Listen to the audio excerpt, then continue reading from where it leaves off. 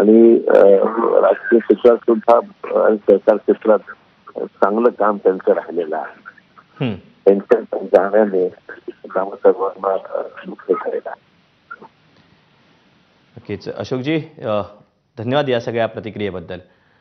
आणि आपल्यासोबत विरोधी पक्षनेते आणि काँग्रेसचे ज्येष्ठ नेते विजय वडेट्टीवार देखील आहेत. वडेट्टीवार साहेब, नांदेडचे खासदार वसंत चव्हाण यांचं निधन झालेलं आहे. काँग्रेससाठी किती मोठा हा धक्का असेल? आज मला पहाटेलाच एक फोन आला आणि वसंतरावजी आपल्यात नाहीत, ही दुःखद घटना घडली. खरं तर अत्यंत दुःख झालंय. वसंतरावांना आता खऱ्या अर्थानं ते अनेक पदावर काम केलेत, पण त्या जिल्ह्याच्या राजकारणात वसंतरावांचं महत्व फार मोठं होतं. एक पकड, मितभाषी, मृदभाषी आणि प्रामाणिक आणि कधीही कोणाला न दुखावणारं असं व्यक्तिमत्व. आम्ही 11 तारखेला नांदेड जिल्ह्याच्या दौऱ्यावर होतो. लातूर आणि नांदेड दोनही ठिकाणी ते आवर्जून तिकडे उपस्थित राहिलेत आणि जवळपास अर्धा तास नांदेडच्या कार्यकर्त्यांना, जिल्ह्यातील हिंगोली परभणीच्या नेत्या कार्यकर्त्यांना त्यांनी मार्गदर्शन केलं. आणि त्यावेळेस असं त्यांच्या प्रकृती प्रकृती होतीच, पण इतक्या लवकर त्यांची प्रकृती बिघडेल आणि आमच्यातून निघून जातील असं कधी वाटलं नाही. खरं तर एक प्रामाणिक आणि पक्षाशी समर्पित नेतृत्व म्हणून वसंतरावांच्याकडे संपूर्ण महाराष्ट्र बघायचा. ज्या परिस्थितीमध्ये त्यांनी तो जिल्ह्यात हातात ठेवला, जिल्ह्यामध्ये काँग्रेस पक्षाला ताकद दिली आणि स्वतः लोकसभेमध्ये ते निवडून आले, यावरूनच त्यांची लोकप्रियता त्या ठिकाणी सिद्ध झाली.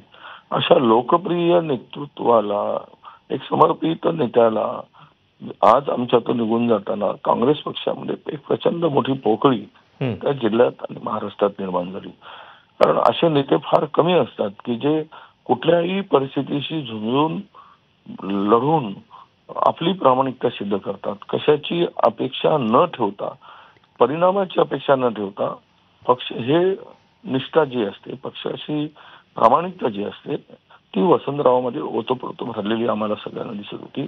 त्यांच्या वागण्यातून, त्यांच्या कार्यातून, त्यांच्या बोलण्यातून हे सर्व आम्ही बघत होतो. असा एक नेता ज्यावेळेस आमच्यातून जातो त्यावेळेस मात्र प्रचंड वेदना आणि दुःख होतो. ही पोकळी कधी न भरून निघणारीच आहे आणि प्रचंड नुकसान नांदेड जिल्ह्याचं झालंय, आता महाराष्ट्राचं झालंय. एक असा नेता आणि कार्यकर्त्याला महाराष्ट्र मुकलाय की ज्याच्याकडून भविष्यात खूप अपेक्षा आमच्या होत्या आणि त्या आता आमच्या त्या परिस्थितीमध्ये आज ही दुःखद घटना घडली. स्वाभाविकच तुमच्या भावना खरं तर आम्ही समजू शकतो. कधी न भरून निघणारी पोकळी निर्माण झाल्याचं आपण म्हणताय. धन्यवाद आपल्या सगळ्या प्रतिक्रियेबद्दल. तेव्हा नांदेडचे खासदार वसंत चव्हाण यांचं आजारानं निधन झालंय आणि वसंतराव चव्हाण यांनी एबीपी माझाकडून देखील आदरांजली. यानंतर